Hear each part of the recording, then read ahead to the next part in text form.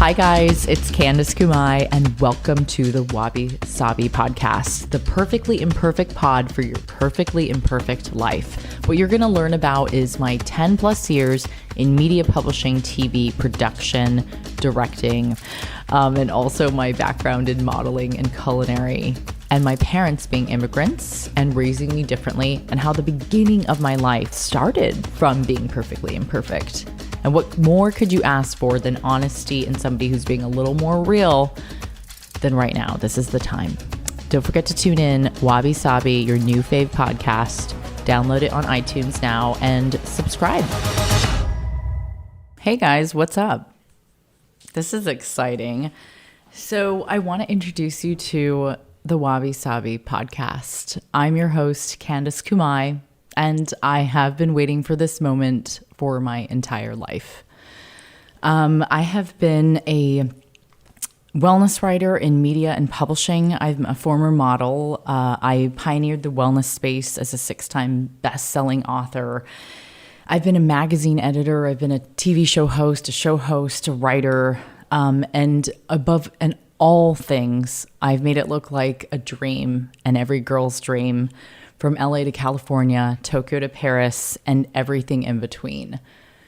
I've also been exposed to a lot of different things in this career that you probably didn't know about. I never showed you the tough times. I never showed you the bullshit. I didn't talk about the toxic people.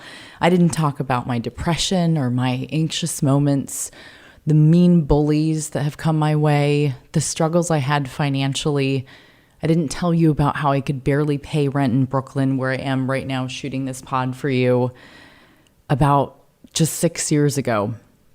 And as I watch the raindrops come down from the window here in Williamsburg, I am always kind of reminded that nothing is perfect. Everything is transient, and that includes your life and my life.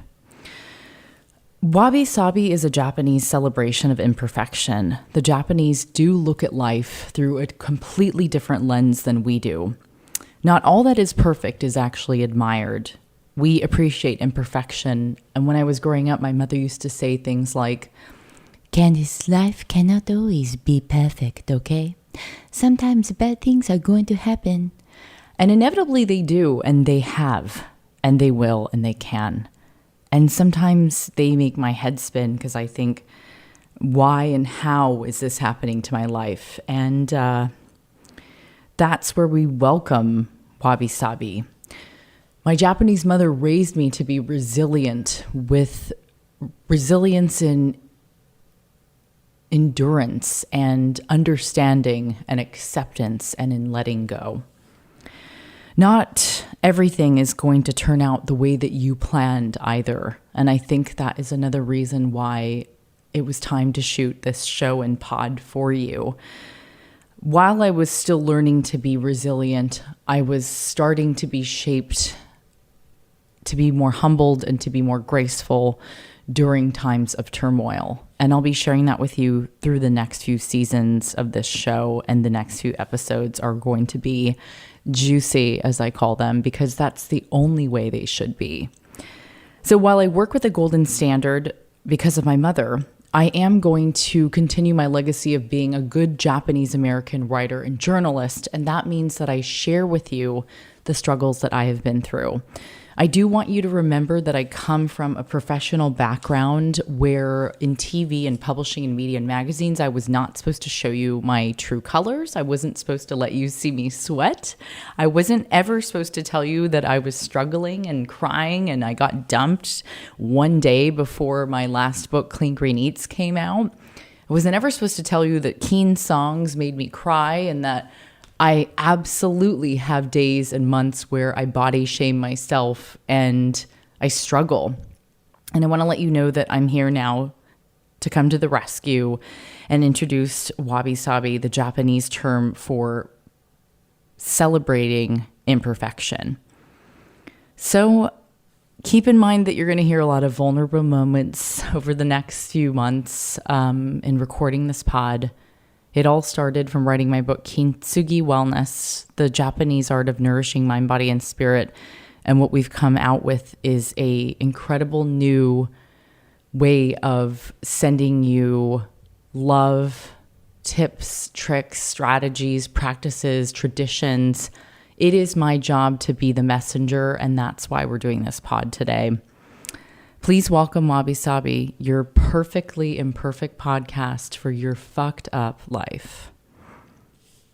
So first, I'm going to start off with this episode as the Wabi Sabi episode. I'm going to introduce to you a little bit about myself and my background, and you're going to see interwoven in my background the horrible things that have happened, the imperfections I've been through, and like the struggle of being a mixed kid who was raised in a predominantly white neighborhood, who continues to struggle as a writer and a food writer in a male-dominant space, which has been really, really tough to break through.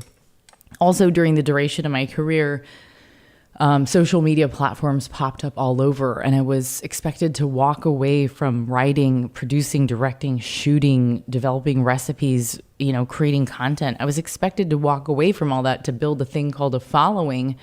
And I thought it should never be about a numbers game. It's not about this weird index finger work. It should always be about integrity and clout and the years of experience that you've put in as an artist.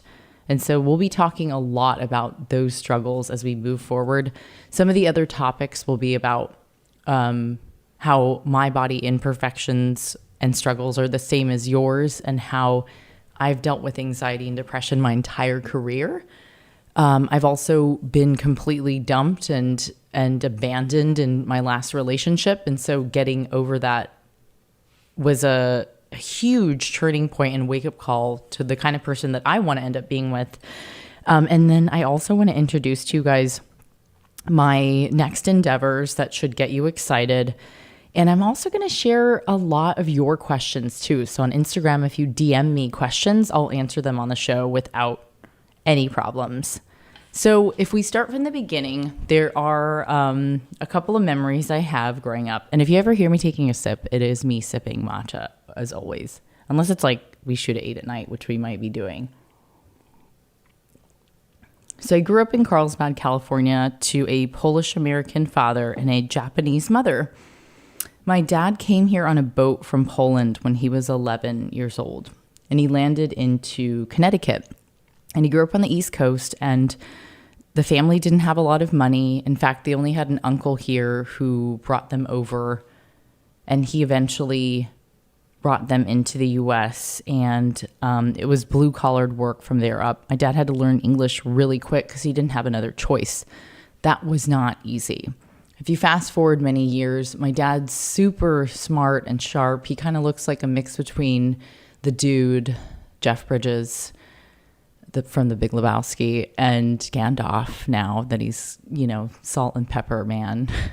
When he was younger, he looked like Harrison Ford. When he gets a little older, he gets drafted into the U.S. Navy during Vietnam. And if you can imagine what that was like as a young boy in your 20s, I can't even describe the fear and the courage and the bravery it took for the men and women who served during Vietnam. But I'm going to let us really reflect on this pod a lot about the things that others have done for us. In Japanese, we call that the gifts through osetai. We are in a really entitled, very weird place now where we are forgetting where we came from. And as a child of immigrants, I'm going to wake us all up because I've had wake-up calls myself. We are owed absolutely nothing, and nobody is going to hand you anything on a silver platter. You will absolutely have to earn everything on your own, which is why I'm telling you about my father's story. So he serves in the U.S. military, and he enlists in the Navy, or he's drafted into the Navy, if you will, because he said that if you didn't want to get slaughtered, you join the Navy.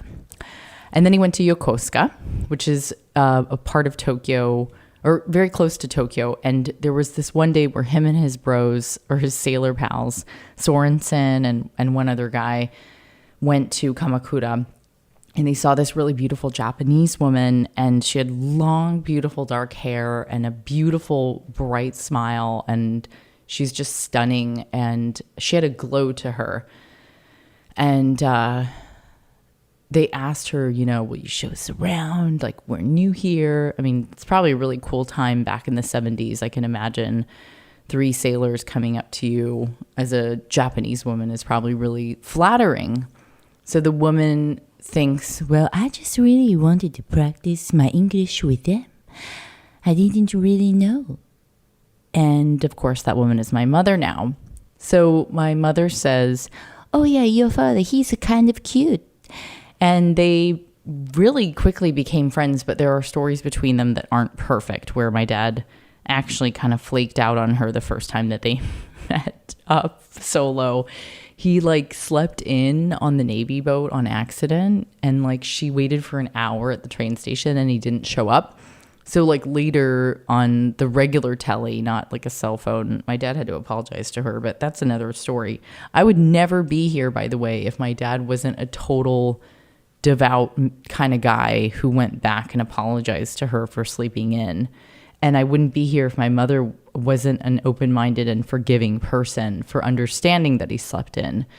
And these are just little seeds that I'm planting along the way, because when you listen to this pod, you're going to learn a lot about the beautiful, philanthropic, altruistic relationship my parents have that's so magical. I've never met anyone else like them. So they fall in love and they move to Connecticut, and they have a Japanese wedding in Connecticut, or no, American wedding in Connecticut and a Japanese wedding in Japan. And the families start to meet. They have my sister in Arizona, and they have me in an area called Carlsbad, California, which is predominantly white. And when I was born, I remember feeling different as early on as preschool. So kids like to tease, and they're mean, because almost everybody that I grew up with was white or Hispanic. And I was Candace Kumai, but with a Polish last name. So people didn't understand that back then. And that was also a really weird identification struggle that I had since I was a kid. When they would hand you the census forms to fill out, they would ask you to check off one box. And in my head, I always thought as a child, why am I going to pick between being white or Asian when I'm exactly 50% both? And another topic you'll hear about on this podcast moving forward will be about being a mixed kid, being raised by immigrants, or maybe you're an immigrant yourself, or maybe you just feel different, like you don't fit in and you don't need to fit in. And I will talk about that quite a bit. So as I get older, I see the teasing is more prominent. It's not just to me, it's to everyone. Kids get into fights with each other because it's the Latinos against the black kids, or it's somebody getting beat up, it's a white kid getting beat up by the Mexicans, or vice versa. And it was tough. In junior high, it was hard to watch that as a mixed kid, and it was just never brought up. But it was so obvious that kids were mean to each other because of the way that they looked. And we're still dealing with this today. So in essence, we haven't all grown up or accepted one another for who we are. And I want to preface that my mother is still Buddhist and my father is still Christian. And my father was actually raised as Catholic. So I was raised Catholic, and then my sister and I chose to do our own thing when we got older. And my dad converted to Christianity, and my mom is super Buddhist. And so I believe that everyone can choose their own faith, and we should respect that. So when I graduated from high school, I decided to go to Long Beach State because it was close enough to my parents. And I was so social in high school, I didn't even want to try. I just wanted to be close to mom and dad and party it up. So that I accomplished that. Good job, Candace. And I met the best group of girlfriends there. So Christina and Tina and Kelly and Steph. Oh my God, Steph is the best. She's still my best friend to this day. They're all mixed. So everybody's from somewhere else. And then there's Andy and Suzanne and a couple of my other friends that I kept through high school, everybody just kept each other alive and well. And I realized that you could be mixed and it wasn't anything different. It was just that I hadn't been raised with mixed kids. So it was really nice to see that at Long Beach State. And then after that, I decided to enroll myself into culinary school. I took a year off just to model and fit model. So when I was 15, I started print modeling as a kid and did small jobs here and there because I was very tall. I'm 5'8" and very lanky, or used to be. I guess I'm a bit curvier now, which is what happens when you cook for a living. But it's all good. It's in the right places.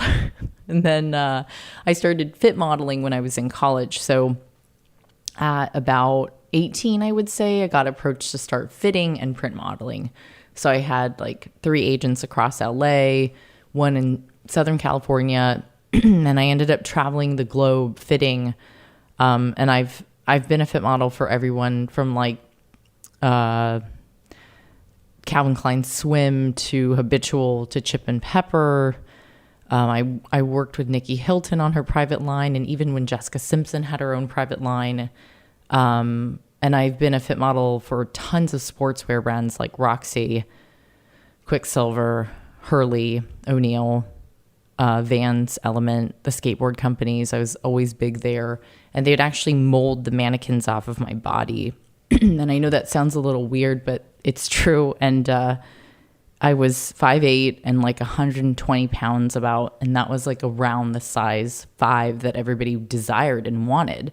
So if you think you have body issues, imagine being paid to have an incredible physique for, the entire duration of your college and 20s career. I also fit for a lot of denim companies. So that included like Seven and American Rag. That's how I made the paper young. And I learned how to fucking hustle when I was a model. So that was the other good part about it, was like, I knew how to turn an invoice. I knew how to charm a client. I knew how to be on time. I knew how to be prompt, polite, gave them everything they fucking wanted.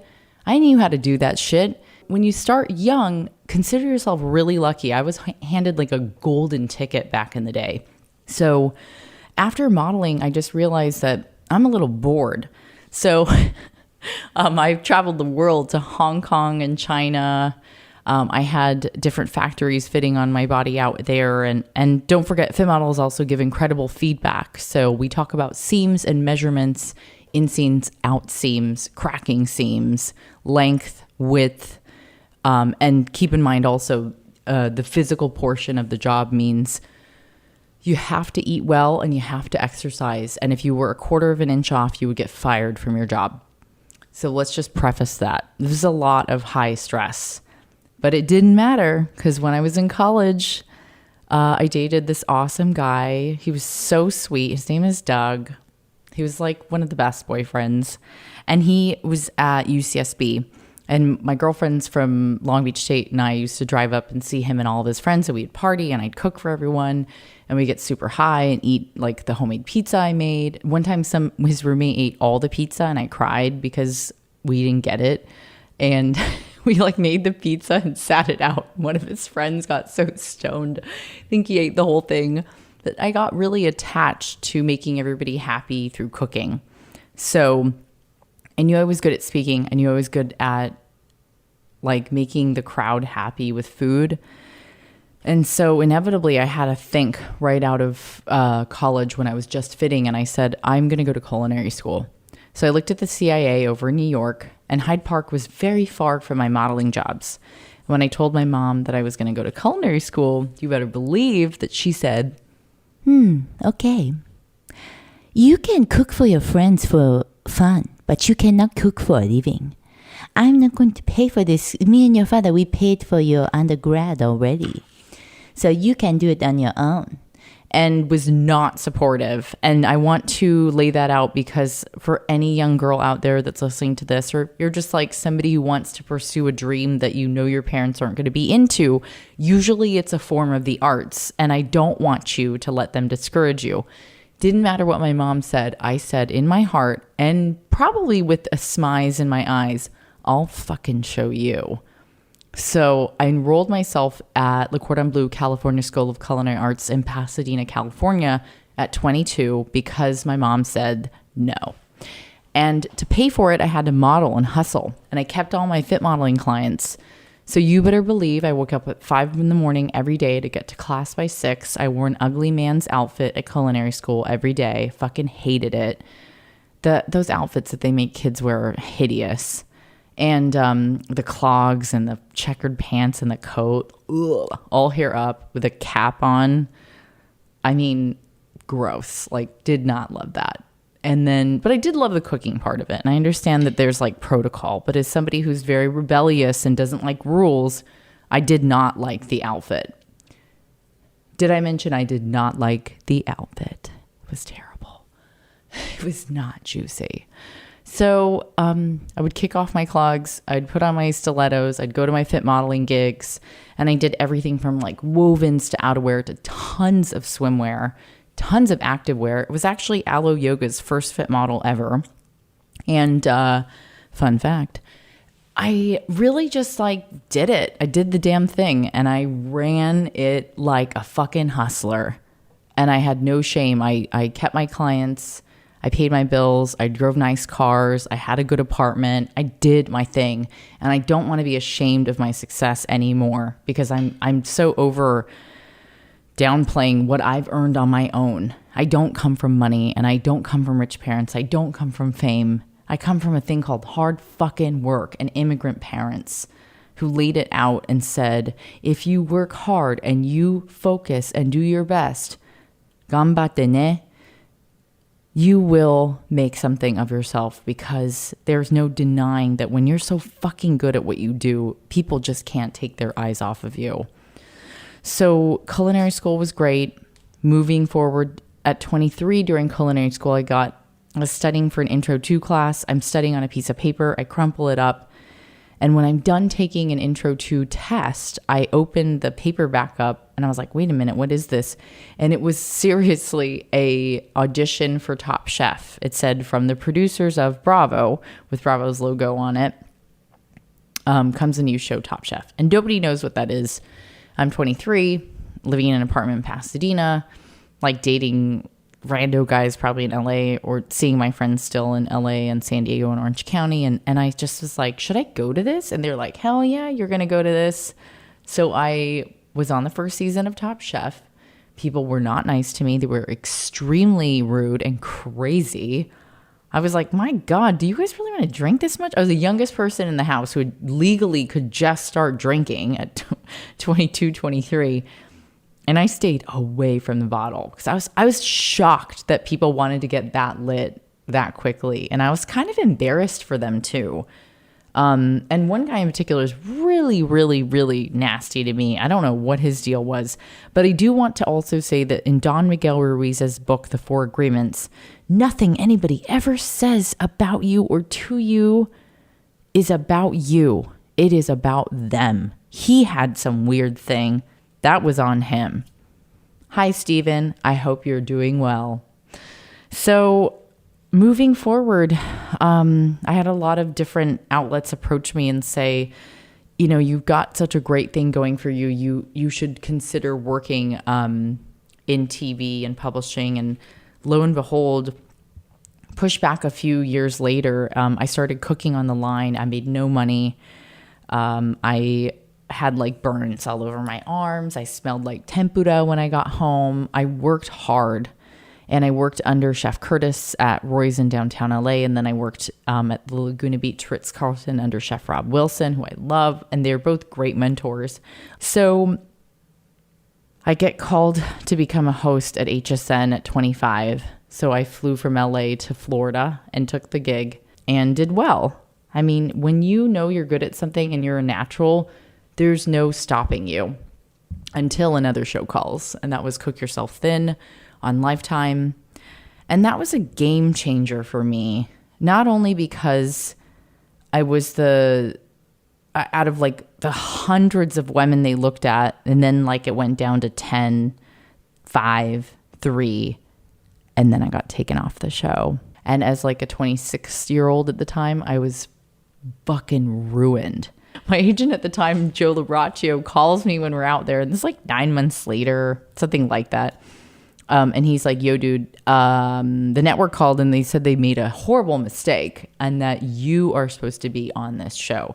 And I was like, Joe, this is so not funny. And I'm in a bikini with my surfboards. I remember I had like sunscreen all over my face, like Jungle Woman.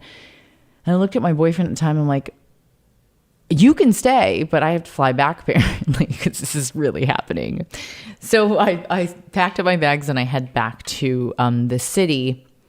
And when I got to New York, I was shooting Cook Yourself Thin. We wrote a compilation book together that was a New York Times #1 bestseller. It was just hard to watch the drama behind the scenes as a young girl.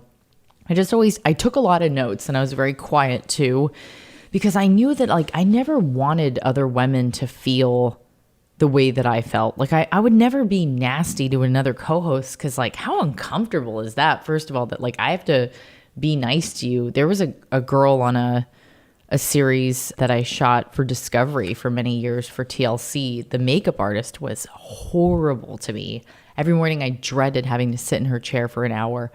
And again, as Don Miguel Ruiz says, it's never about you, it's about them. Like at the end of the day, she could have done anything to try to destroy me, and it would never be about me at the end of the day. And I wholeheartedly believe the universe takes notes.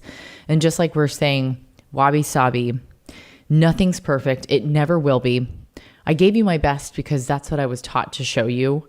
But now is the time to be a little bit more real.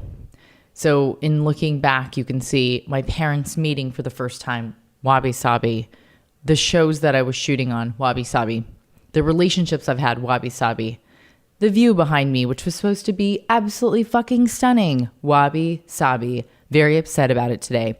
Can't do shit about it. So moving on from it, once I hit New York and I knew that we had a great book and I had producers and directors hinting to me like, you're very good on camera, you're good at writing, you should consider writing more recipes for a living and writing more. So I took that to heart as a young gunner. And at 26, 27, I started writing more books. And at this time, I stopped shooting Cook Yourself Thin. We moved back to LA. My boyfriend and I broke up the day after I flew in. We went surfing and we didn't even make it to the waves. Before we got to the water, I had sort of mentioned that I thought that we needed to talk. And those are never easy. It doesn't matter what side you're on, but breakups suck. We had grown apart.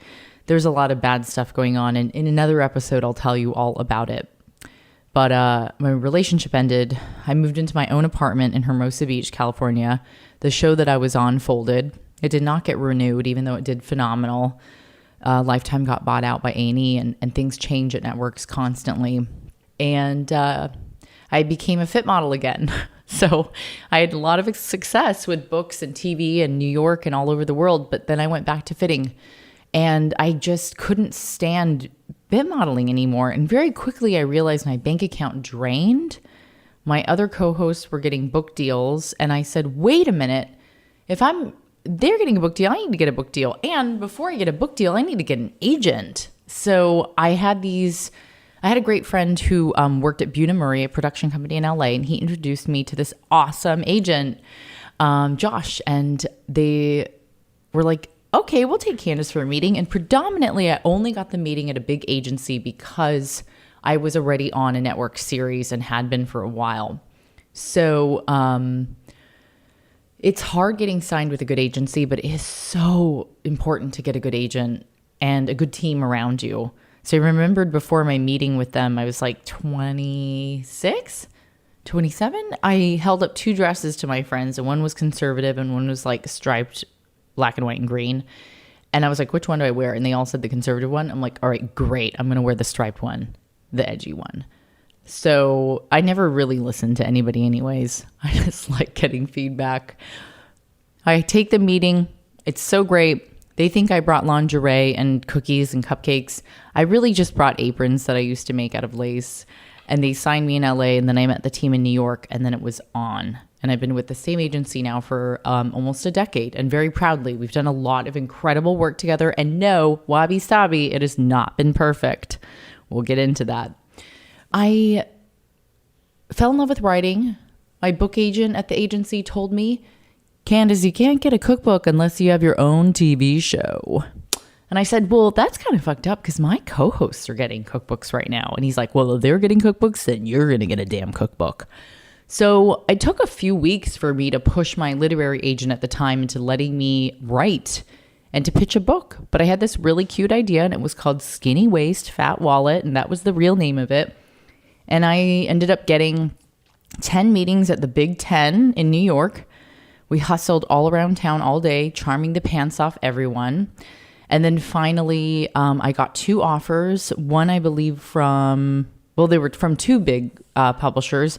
And this amazing woman named Pam Krause just saw this light in me and was like, this chick is going to be a somebody. And she has a good eye for spotting talent. I got very lucky with my first book. Skinny Waist Fat Wallet got on to sign into a new book, and we called it Pretty Delicious, which some of you probably remember. It was my first solo cookbook I did on my own with Rodale very proudly. And I just had a dream team surrounding me. At 26, I was like, who gets this? Of course, we write this incredible book together. It does well. Everyone's happy. We're moving forward. I get signed on to do more books. And of course, like life, as I was writing Pretty Delicious, wasn't perfect. My life fell apart. There was no more money coming in. I had no more jobs because I just had to focus on writing the book. I went broke, and I had to move home to my parents' house. So my dad came in a U-Haul one day and drove me from Hermosa Beach to Carlsbad. And I had no job at this point at about 26, 27. My boyfriend and I had broken up. We were in that weird psycho phase of like, he kept trying to reach out and be crazy. And I was like, my friends were like, don't talk to him anymore. I know you guys know what that's like because it is so horrible, especially when you're really young and you don't know any better. So I said, I'm going to live here for only a year because my mom and I were at each other's throats. She thought I was a complete loser for not having a job at 26, 27. And I didn't want to be there because I loved champagne and going out. And it was different, but it helped me to save and get back on my feet. And a lot of you guys don't know that. Like, yeah, for a whole year of my life, I had to go back and write Pretty Delicious at mom and dad's house. It was crazy. I always had to wake up super early to be on New York time to work with my editorial team. I flew back and forth to do the shoot, the art direction, the prop styling. I worked my fucking ass off. And I never told you about it because I didn't want you to see me sweat.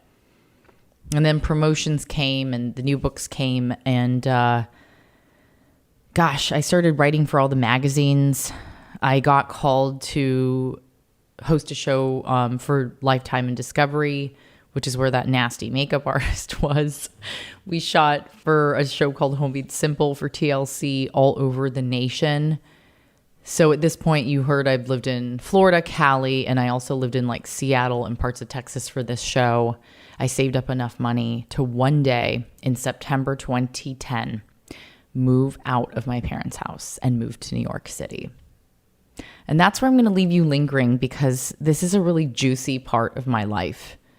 It was certainly not perfect and it is super fucked up. And I can't wait to tell you the next steps of what happens after I'm in New York City.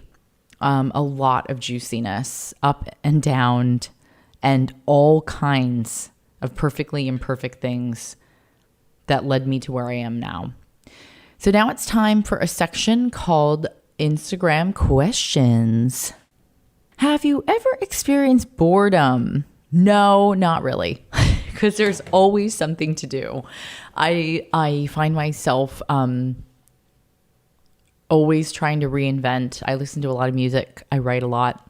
I have a cute cat. I have great friends. And I keep myself predominantly busy. When I have time to do nothing, which is it very rarely happens, I'll either go on a trip somewhere to just reset my entire point of view and mindset, or I'll spend time, like if it's late at night, like I'll take a bath and use Epsom salt and lavender.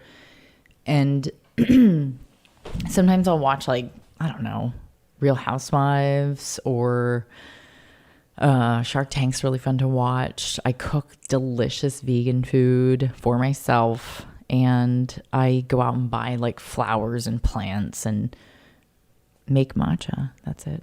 Maybe that's why I'm single. Okay, so we'll read another one of these. Juicy. I would ask you about how we as biracial women show up on more spaces, how to get more attention on the interesting life of biracial women, and how to straddle those two cultures at once. Okay, this is great. This is from small_eats. So what I love about this is one of the reasons why I wanted to start the Wabi Sabi pod was because I grew up with two completely different backgrounds, races, religions, and also not everything was perfect. Everyone's got crazy people in their family and everyone's got ups and downs. This has been an experience, and I think the way that we show and share more about being biracial is we talk about it. We share it. We tell our stories. We become brave women and we speak out. And it doesn't mean an entitled, everyone look at me sharing. I wrote Kintsugi Wellness, my new book, The Japanese Art of Nourishing Mind, Body, Spirit.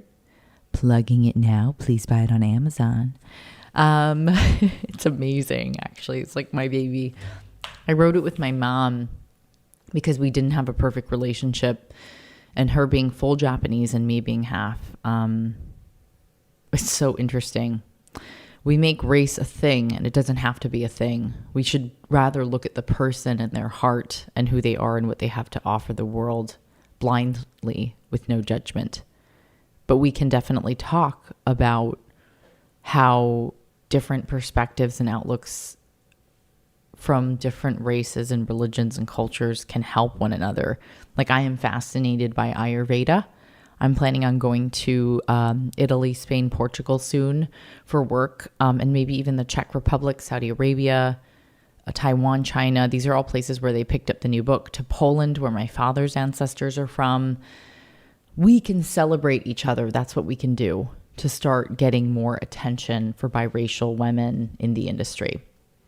Okay, so moving forward, I would like to give you a little bit of advice from my Japanese mother. When I'm having a tough day, I sometimes think about her, and we'll have these great conversations, and she'll say, You know, Candice, life is not perfect forever, as we know.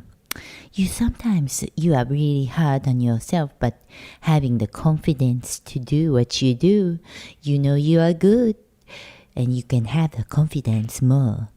And one of the best recent stories is going to Cali, and I just wanted to like get some local Cali weed now that it was legal, and I grew up there, so it's like, yeah, like how fun would it be to like go to a dispensary or have a delivery. Couldn't find the dispensary, so I was like, I'm gonna get a delivery.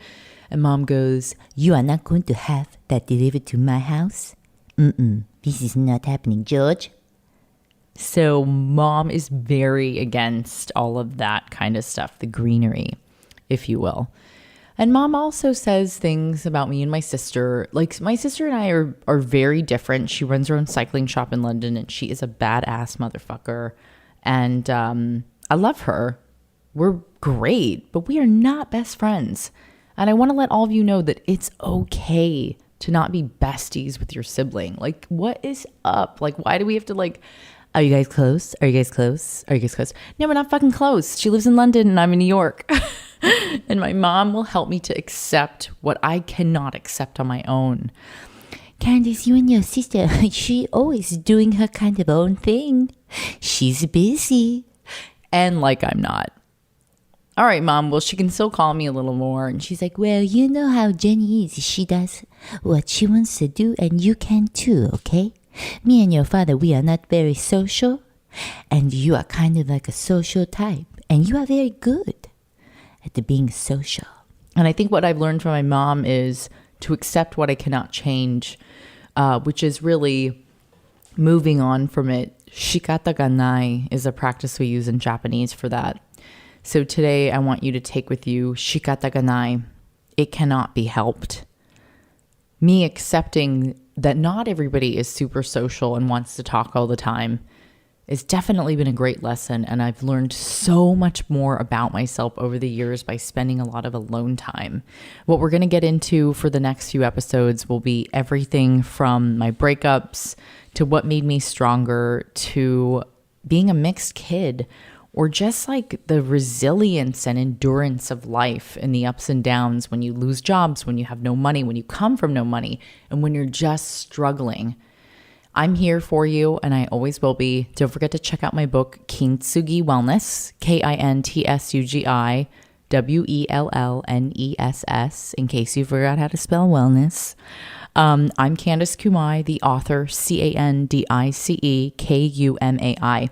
Please send me a comment on Instagram on my latest post. I'm at Candace Kumai, Candice Kum as in Mary, AI.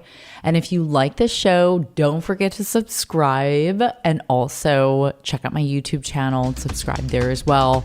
You can see a visual of this show and how juicy I look. Told you I look good. All right, I love you guys. Peace, and can't wait to get real with you and get down. I'll see you until next time. Don't forget, Wabi Sabi, shikata kanai.